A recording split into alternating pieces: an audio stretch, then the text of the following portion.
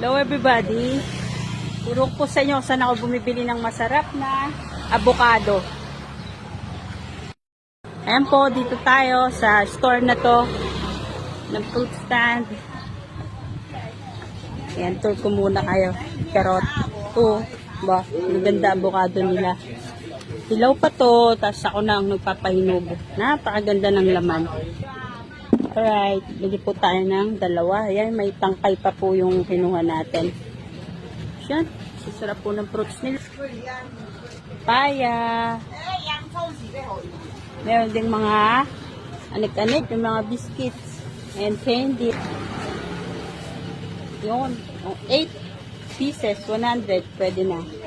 Pang soup.